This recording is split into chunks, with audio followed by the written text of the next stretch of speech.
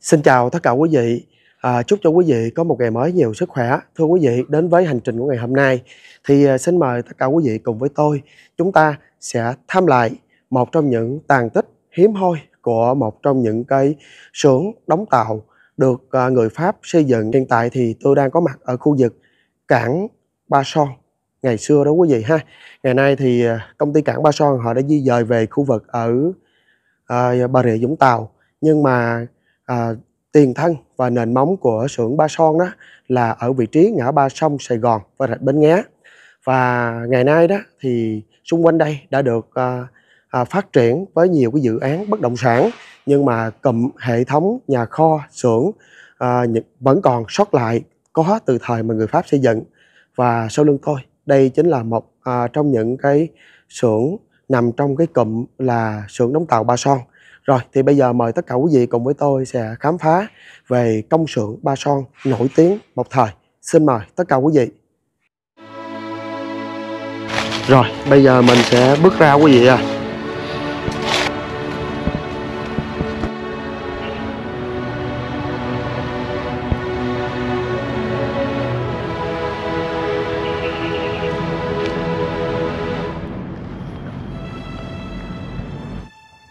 Và trước mắt quý vị, đây là một trong những cái công trình còn sót lại của xưởng Ba Son quý vị ha.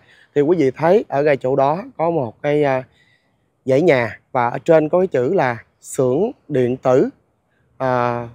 Ở bên ngoài á, là có thêm mấy chữ nữa nhưng đã bị rơi mất rồi, chỉ đọc được cái chữ là xưởng điện tử. Nước sông Sài Gòn quý vị, bữa nay là thời điểm này là nước đang ròng, và mỗi khi mà có một con tàu đi ngang sóng đánh đó quý vị, và cái vị trí mà tôi đang đứng là cái vị trí cửa của cái ụ tàu mà người Pháp xây dựng. Ụ tàu tức là cái nơi mà người Pháp sẽ đưa các cái con tàu từ ngoài bờ sông Sài Gòn này vào bên trong để sửa chữa. Thì phía xa kia thì vẫn còn một số cái tàn tích mà của cái hệ thống ụ tàu ngày xưa. Và dưới kia đó quý vị, xa hơn nữa khoảng 200 m là ngay chỗ ngã ba sông giữa rạch Thị Nghè và sông Sài Gòn. Và cái xưởng Chu Sư, rồi sau này là xưởng Ba Son, rồi sau năm 1975 là tổng công ty Ba Son đó quý vị. Thì nó đã trải qua một khoảng thời gian hơn hai thế kỷ. Và cái ụ tàu còn sót lại mà người Pháp xây dựng á, ngày nay chỉ còn một đoạn ngắn ở bên trong kia thôi. Vị trí mà tôi đang đứng là cái vị trí cửa gần sát với bờ sông. Và cái ụ tàu mà người Pháp xây dựng đó là dài 156 m và chiều ngang đó là 21 m, và độ sâu của ụ tàu là 10 m. Khi mà có tàu thuyền hư hỏng hoặc cần sửa chữa thì những con tàu sẽ được đưa vào trong cái ụ này, sau đó sẽ được rút cạn nước ra và công nhân họ sẽ tiến hành sửa chữa cũng như là đóng mới các con tàu ở trong cái ụ tàu này. Đó thì ngày nay cái phía mặt ngoài của ụ tàu đó họ đã làm một cái con đường cắt ngang, và những cái dấu tích còn sót lại của ụ tàu chỉ còn đoạn này thôi. Ở chỗ này á, ngày nay thì rau muống và các loại cây dại nó cũng đã mọc lên rồi, nhưng mà rất là sâu ở bên dưới đó quý vị. Còn quý vị thấy nè, cái ụ tàu á thì được làm bằng đá granite trẻ nha. Cái thành của ụ tàu và cái lòng ụ tàu đó, mặt trên nè được làm bằng chất liệu là sắt thép rồi quý vị nè. Sắt thép này rất là dày đó, nó chạy viền theo cái ụ tàu.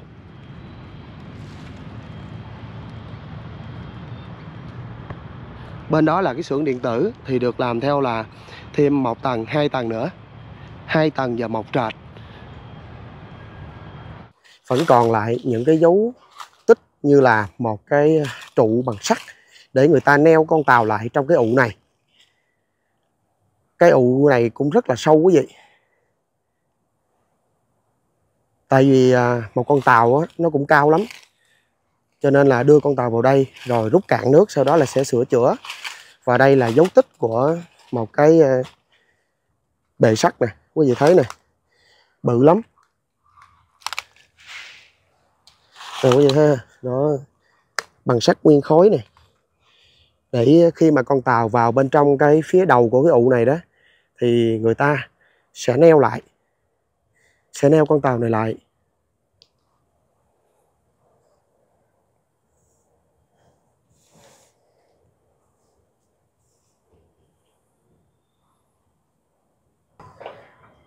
Và trong video lần trước á, thì chúng ta đã tìm hiểu các cái tư liệu lịch sử về xưởng Chu Sư mà chú Nguyễn Ánh đã lập tại gia định này vào khoảng năm 1791. Và sau này á, thì khoảng vào ngày 28 tháng 4 năm 1863, sau khi mà Sài Gòn gia định thất thủ, thì chính quyền của thực dân Pháp đã quyết định thành lập một xưởng đóng tàu mang tên là Arsenal de Saigon, thì gọi là xưởng đóng tàu Sài Gòn hay còn gọi là xưởng Ba Son. Và cái xưởng này được nằm trên cái nền đất xưa của xưởng Chu Sư. Thì bây giờ chúng ta sẽ xem lại những cái tàn tích còn lại của xưởng Ba Son nha quý vị. Đây từng là một trong những cái xưởng đóng tàu được xem là hiện đại nhất ở khu vực Đông Nam Á đó quý vị. Thì ngày nay thì có những cái căn hộ và những cái tòa nhà của các cái tập đoàn mà bất động sản họ đã xây dựng lên, nhưng mà phía bờ sông của đoạn ngay chỗ bến Bạch Đằng, ngay chỗ ga Ba Son đi về ngay chỗ ngã ba sông Rạch Thị Nghè đó, thì vẫn còn sót lại những cái tàn tích này. Rồi thì bây giờ chúng ta sẽ tiến vào trong đây một chút xíu để chúng ta tìm về những cái ký ức xưa của xưởng Ba Son. Ngày nay thì quý vị thấy đó, thì người ta chưa có phục hồi những cái di tích này, cho nên là nó vẫn còn là cây cỏ hoang dại lắm. Ở bên ngoài á là đóng bằng ton, nhưng mà tôi nghĩ á, là cái nhà xưởng này nó sẽ kéo dài ra tận phía bờ sông Sài Gòn là phía này đó. Quý vị thấy á, cái đầu cột đằng kia đó nó vẫn còn đó, cái đầu cột mà có dư cái sắt ra ngay chỗ gốc cây bồ đề nè đó.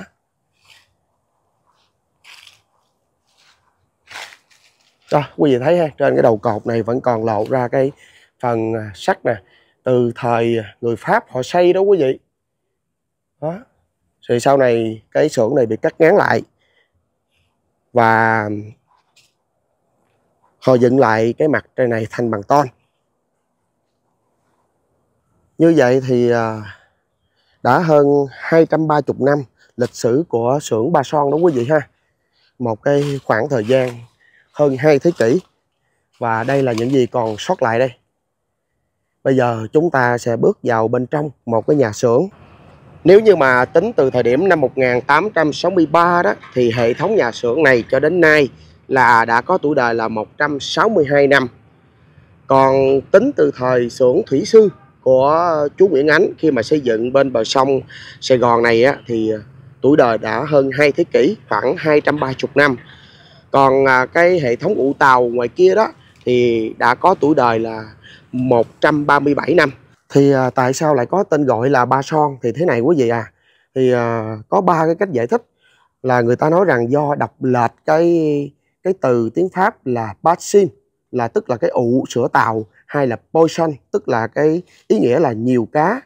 Thì cái ý thứ ba đó là theo học giả Vương Hồng Sển, thì ông cho rằng là tên Ba Son là được đọc theo tên của một ông đốc công ở Nam Bộ là thứ ba, tên là Son ha, gọi là Ba Son, và người ta đã đọc trại thành là xưởng Ba Son. Hôm nay thì chúng ta đang bước vào bên trong một trong những công trình kiến trúc xưa cũ của Sài Gòn, cảng Ba Son, một trong những nhà kho, một trong những cảng xưởng đóng và sửa chữa tàu biển hiện đại nhất ở Đông Nam Á. Tuổi đời đã hơn 160 năm. Các cái thanh đà cột nó cũng đã bị nứt. Các cái thanh sắt này thì có dấu hiệu là trước đây người ta đã tháo dỡ đi, nhưng còn phần trên thì vẫn còn giữ nguyên. Cái kết cấu mà xây dựng từ thời Pháp quý vị thấy á, họ sử dụng đó là đinh tán đó, đóng vào.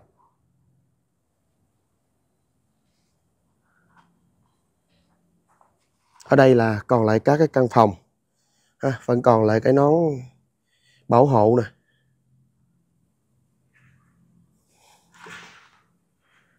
Quý vị thấy á, đây là cái loại gạch, và gạch này á, là chỉ có từ thời Pháp thôi. Cái tấm gạch thẻ bản to bự. Và kể từ năm 1863 đó, khi mà quyết định xây dựng xưởng Ba Son này á, thì các cái công trình phụ trợ bắt buộc là phải xây dựng trước, như là ụ tàu nổi và những cái đốc nổi, và phải thành lập nên một cái xưởng ngói và xưởng nồi hơi, xưởng bờm dây và xưởng vỏ tàu và xưởng tời, cũng như là các cái máy chèo và xưởng gò hàn rèn đúc, và các cái hệ thống cần cẩu và các cái công cụ sẽ được lắp ráp để tạo thành một cái xưởng đóng và sửa chữa tàu biển. Và để xây dựng được cái công trình này á, thì một cái công trình khai thác đá ở Biên Hòa cũng đã được thành lập, và để vận chuyển các cái loại đá về đây để cừ dưới cái nền móng này, và trong các cái nền móng ở bên dưới các cái ụ tàu đó là lấy từ đá từ Biên Hòa. Còn sắt, thép và xi măng thì được chuyển từ bên Pháp qua. Đó, đi theo đường tàu biển từ bên Pháp qua là sắt, thép và xi măng. Quý vị thấy nè, họ làm cái mái ở bên trên á bằng vàng đà thép nhưng mà đóng đinh tán, và sắt thép từ thời Pháp nó rất là dày ha. Và cái khoảng cách giữa các cái kèo á và cái đòn tay á, nó cũng rất dày. Và quý vị thấy là cái cánh én á, họ làm bằng sắt luôn.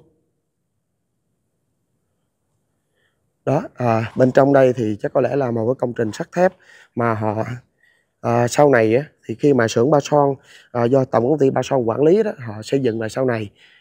Kết cấu này là kết cấu hàn nha quý vị, còn xen lẫn ở bên trên á, là được đóng bằng đinh tán. Đóng bằng đinh tán là có từ thời Pháp, nhưng mà hàn như thế này á, là do cái công trình này của sau này họ làm để bảo dưỡng, bảo quản, tránh cái tình trạng sụp đổ.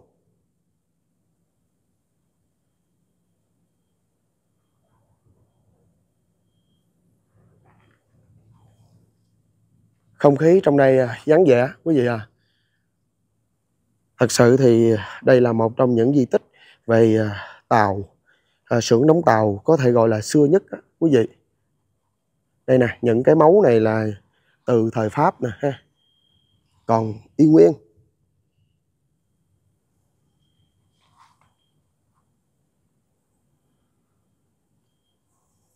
Thì cái buổi đầu mà để tham gia mà việc đóng tàu đó, thì chủ yếu là các cái kỹ sư và những cái công nhân đến từ là người Hoa và người Pháp, và đôi lúc thuê từ Macau và Hương Cảng, Thượng Hải, Singapore.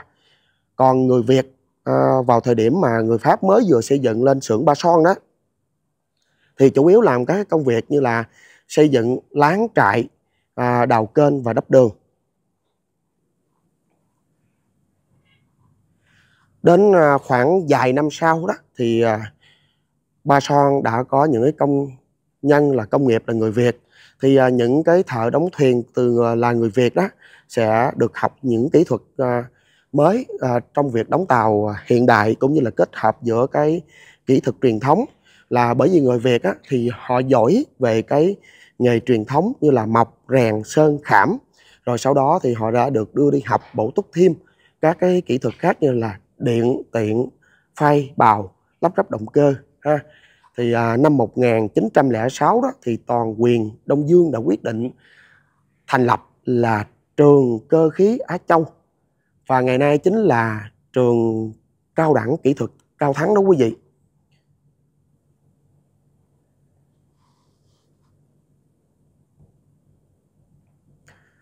Và đến năm 1918 đó ha, thì tại xưởng Ba Son này thì công xưởng Hải quân Sài Gòn đã đóng được các cái tàu lên đến là 3.500 tấn. Và ngày 6 tháng 4 năm 1921, con tàu là Albert Saraut đã hạ thủy tại công xưởng Ba Son này đó quý vị. Đây là một trong những con tàu hiện đại tính đến thời điểm bây giờ được đóng tại Sài Gòn. Và đây chính là một cái tảng đá còn sót lại quý vị ha. Đây là một loại đá granite. Thì tảng đá này được khai thác từ cái mỏ đá ở Biên Hòa đem về đây. Đó. Thì bây giờ chúng ta sẽ bước ra khỏi cái khu nhà kho này. Chúng ta sẽ đến với một cái công trình xưa cũ của người Pháp xây dựng còn sót lại nữa quý vị. Quý vị thấy ha, những cái phần của cái cột của cái khu nhà kho này á, nó cũng đang xuống cấp. Nhìn lại nè quý vị ha, nguyên một cái dãy nhà kho rất là lớn, rất là rộng, nằm trong hệ thống xưởng đóng tàu Ba Son. Đây là các cái hộp nè quý vị. Cái hộp này á, là giống như là hộp điện, nhưng mà có thể là được lắp từ sau này. Nhưng mà các cái ống này giống như là ống sắt nè, bằng gang.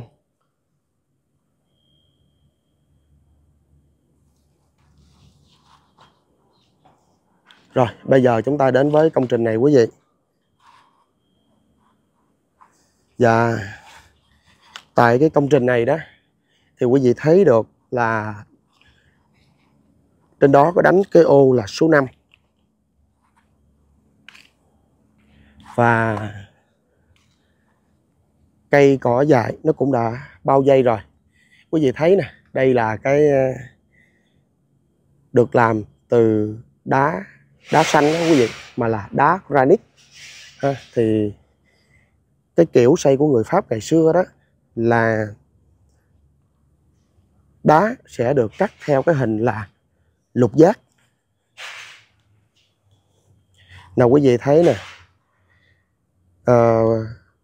chú bác nào mà biết được cái ký tự này có thể giải thích dùm ha, thì ghi là Caples BT A 1 M nhỏ 20 Tremor.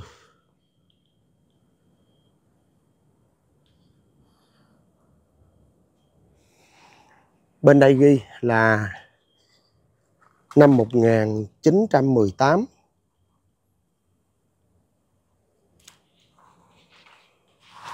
Đó quý vị thấy ha, toàn là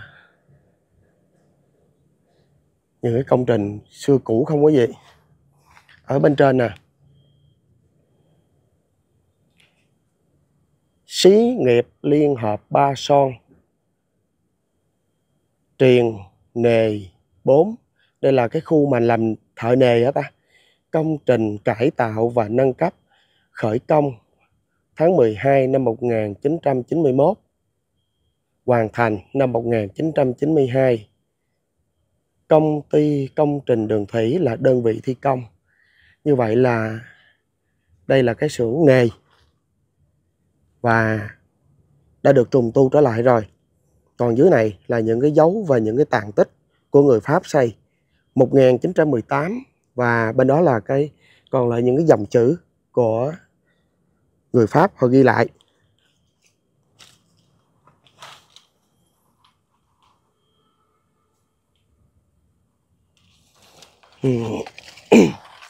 Ở đây nè quý vị thấy nè, có những cái mảnh gốm sứ nè ha, gốm sứ nằm trong cái xưởng ngày xưa đó. Này cái đây là cái loại là men sứ cũ ngày xưa nè, của xưởng Ba Son đó. Không biết công trình này là công trình gì ha, và xây bằng cái loại đá chẻ granite mà nó quy mô như thế này. Người Pháp họ xây là họ xây theo kiểu gạch đó là lục giác, họ xếp để tạo thành cái nền móng.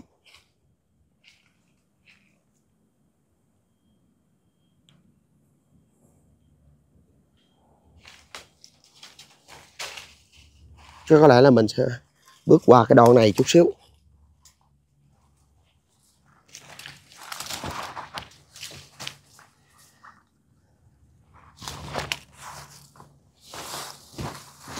Wow. Wow. Ở đây cây cỏ rậm rạp của quý vị, không biết bước qua được không? Thua rồi quý vị à, không bước lên được.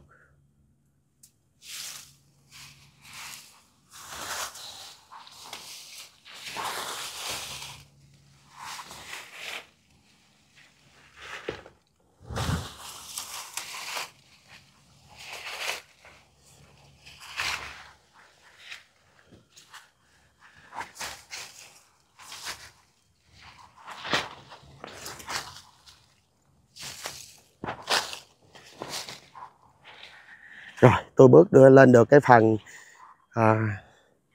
mà người Pháp họ xây như thế này. Không không biết trong đây là gì quý vị.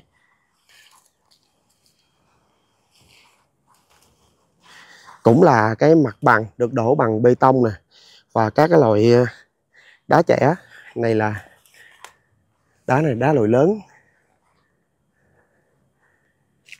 Đây, bây giờ mình đã bước lên được cái tàn tích này rồi.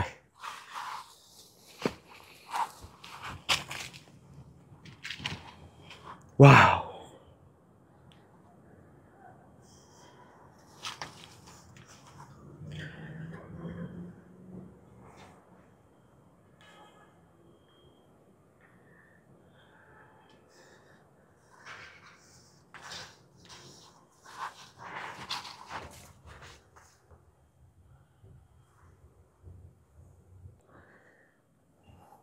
Và khi mà đứng trên cái ụ này, quý vị thấy rõ được sông Sài Gòn phía đó đó. Không rành về cái kiến thức mà bên kho xưởng của đóng tàu á, cho nên là mình không thể nào lý giải được đây là công trình gì. Còn đó, đây là dãy nhà kho được lợp bằng ngói vảy cá đó quý vị. Và lúc nãy thì chúng ta đang đứng bên trong của khu vực dãy nhà kho đó. Rồi, bây giờ quay trở lại quý vị à.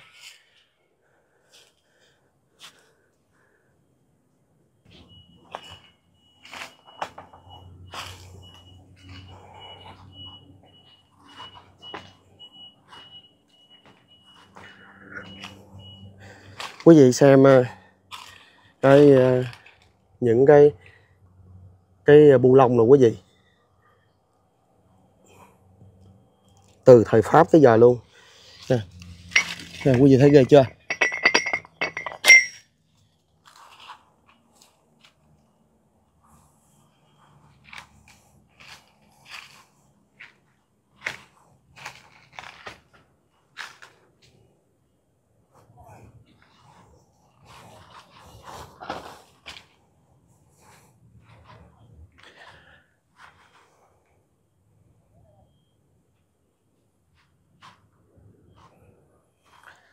Rồi, như vậy thì ngày hôm nay tôi cùng với tất cả quý vị đã có một cái chuyến hành trình ký sự khám phá những cái tàn tích còn sót lại của một trong những xưởng đóng tàu đã có tuổi đời hơn 2 thế kỷ do người Pháp xây dựng kể từ năm 1863.